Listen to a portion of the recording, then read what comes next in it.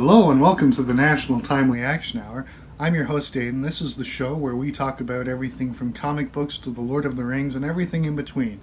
Today I'm going to be doing a review of issue number 5 of the 12-part series Crisis on Infinite Earths by Marv Wolfman and George Perez. I've been doing a review of each issue. I apologize that I didn't release this last week. I was a little under the weather, but I'm better now. So the issue starts in the aftermath of the Monitor's death because, as you recall from the last issue, his daughter Harbinger was mind-controlled by the Anti-Monitor and forced to kill him. And so now she's mourning, but the Anti-Monitor is confused because he assumed that once the Monitor was dead, that his powers would be transferred to him, but they weren't. And this issue is called Worlds in Limbo. So we see that the Monitor had taped a message for Harbinger letting her know what to do. And so we see that Alexander Luthor Jr. from Earth 3 has grown up a little more and is a lot smarter. And the Anti-Monitor and his lackey, Psycho Pirate, are tormenting the Flash and Red Tornado. Then we go to either New York City or Metropolis. It's not very clear which one it is. But we see that time is being messed with, so we see people from the past, present, and future, and from different Earths and dimensions all mixed together in the city. And we see Lana Lang, Clark Kent's ex-girlfriend from when he was in high school. She is reporting on this. So in the 1950s, she had moved to Metropolis, and she and Lois competed for Superman's affection, like in this issue. You can check out my review of that, Lois Lane, issue 57 from 1965. And but anyway, so in the 70s, the Daily Planet was bought by WGBS TV, and so Lois, Clark, and Lana are TV reporters, and Jimmy is the cameraman because he was the photographer. But experts are baffled by the anomalies, and then we get this awesome double-page spread with all of the heroes and villains who have teamed up to help save the multiverse.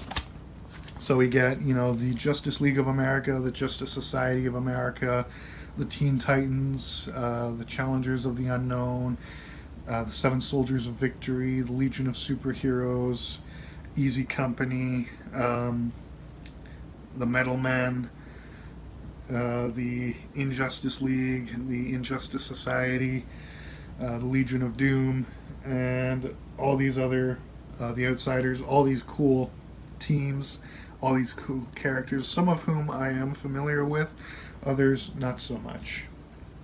But George Perez kills it on the art, and Marv Wolfman slaughters the writing. It's fucking amazing. But Wonder Woman finally shows up. In the last issue, she already knew that she was going to come and help, but she was trying to convince her mother, Hippolyta, to send the army of Paradise Island to Man's World to help, but she refused because she wants to focus on protecting her land and her people. Understandable, but Wonder Woman is understandably frustrated. Being like, Mom, you gotta help! We're human too! Anyway, so Lois is interviewing people, trying to get some, footage for work. And at this point, Clark had told her that he's Superman, they got married, they love each other, they're happy. So Luthor Jr. and Harbinger and Pariah are explaining everything to everyone. And Green Lantern meets Green Lantern. So Alan Scott, the original Green Lantern from Earth 2, meets John Stewart, the current Lantern of Earth 1. He's like, wait, where's Hal? And John's like, oh yeah, he quit. And I'm like, what? And Alan's like, what? And Green Arrow meets Hawk Girl from Earth 2. And he's like, wait, you're not an alien? And she's like, no, I'm an Egyptian priestess. He's like, what? Hawkman and Hawkgirl are very confusing. That's a video in and of itself. So then we see Adam Strange and his girlfriend Alana helping people on the planet Ram, and Superman of Earth 2 is like, listen, I'm the OG. I'm the OG Big Dick Pimp Daddy Baller. So I'm just going to say for everyone, we're going to help. He doesn't say exactly that, but, he's like, maybe I'm wrong talking for everyone, Pariah, but I will send us back. Let the doubters decide, but I promise you this. If we can save the worlds that remain, we will.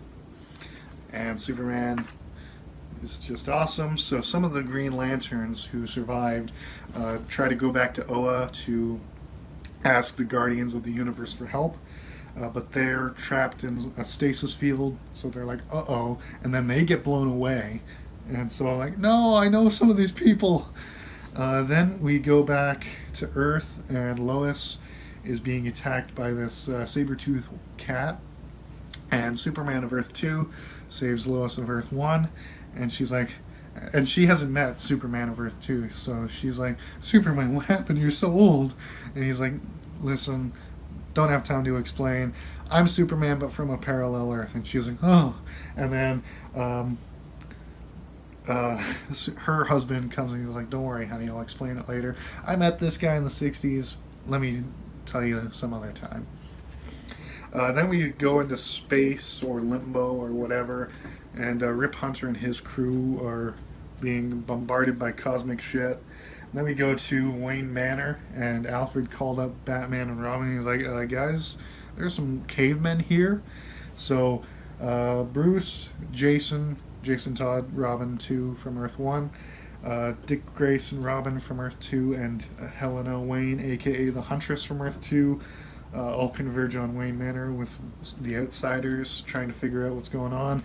Also, some of the villains like the Riddler, Poison Ivy, Predegaton, Monsieur Malat, Le Brain, Weather Wizard, they all show up there too. So Alfred just told two of Batman's greatest villains who Batman is, and I'm like, what are you doing?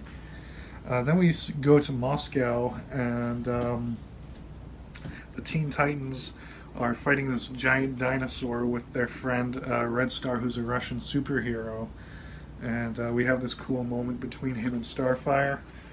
And then the Flash is like, listen, don't hurt Red Tornado, hurt me. And the Anti-Monitor's like, okay. Then we go to Earth 2. This old couple are confused because they're seeing their daughter's counterpart from Earth 1. Then we see the Supergirl and the Legion of Superheroes hanging out, seeing weird, trippy stuff. And they're like, uh-oh. Then we go back to Earth 1. We get Power Girl and the rest of the JSA, who are from Earth 2, helping people, and Wildcat gets hurt. We see Zatanna, who's a hero from Earth 1 who uses magic. She's trying to help. And we see the magician, who's a villain of the Justice Society, helping too, because he's one of the villains who was recruited to help. And Flash is like, ugh. Jay Garrick Flash, the OG. And they find Red Tornado because he got blasted. Then we see some of the heroes who were doubting Harbinger and Pariah saying, okay, on the radio, okay, we're going to help. Then we go to the satellite, and we see what they're doing. And Earth 2 Hawkman's like, I'm getting the heck out of here for real, man. And Flash is like, hey, why are you afraid to show me your face, Anti-Monitor? And he's like, alright. And then he's this creepy dude in this sick-looking armor shit that Perez just nails. I'm like, oh my gosh. And then we go to Earth 10, where the Nazis won the war. And there's this one superhero team called the Freedom Fighters, who are like, hey, if we're gonna die, we might as well die saving the world. Then they die saving the world, but they don't actually save it. So Earth 10 is destroyed, and thus concludes issue 5. And here is the cover of issue 6. It looks awesome. So we're halfway there when we're living on a prayer. But boy, oh boy, was this a really cool issue. I really like the artwork. I love the writing. Everything top notch, 10 out of 10. Cheers, bro. I'll drink to that. But I brought out some of my other comics to give you some reference points. So like I said, this is an issue of Superman's girlfriend Lois Lane, where we see Superman, Lois, and Lana from Earth 1. So that's a cool comic. Then we see Wonder Woman number 272, which I also did a review of. This is Earth 1 Wonder Woman. This is when she gets her modern costume that she had from 1982 when this came out, up until 2011 when they rebooted it again. And yeah, so that's just some context for Wonder Woman in the 80s. And speaking of Wonder Woman, here's Golden Age Omnibus Volume 1, which I did a review of. And this is just Earth 2 Wonder Woman, giving you context for her. And so you can compare and contrast between this and this. Then we got Batman Golden Age Omnibus Volume 1. Again, review up there on the web. I dropped it, sorry. But yeah, Superman. Compare and contrast, if you will. But I just like seeing subtle nuances between different versions of these characters, and seeing characters who don't normally interact get to know each other and meet and fight. It's just a really cool series. I really enjoy it, but it did cause a lot of problems for the DC Comics company, and how they can't seem to get things right after this, because like after this they reboot like 3 times, and you know, now we're in a world where everything that was ever published by the company is canon. So that's cool, but it took a while to get things fixed. But I hope you are enjoying this series of reviews. If you enjoyed this video, please hit the thumbs up button. And if you are new and want to see more comic book reviews or other neat videos, please subscribe and leave a comment telling me your thoughts on this video or giving me suggestions for future videos. I'll leave a link to all of my social media profiles in the description of this video, along with my Patreon page and my Teespring store. So if you want to support me financially, that would be wonderful, and I would very much appreciate it. You get a great number of benefits, and you can join our Facebook page or Discord server. I'll also leave a link to my podcast, and I'll be recording a new episode of that fairly soon and releasing it, and I can't wait for you guys to hear it, and I can't wait for the rest of the issues to be reviewed and put up here for you guys to enjoy. So thank you so much for watching. I love you all. Have a great one.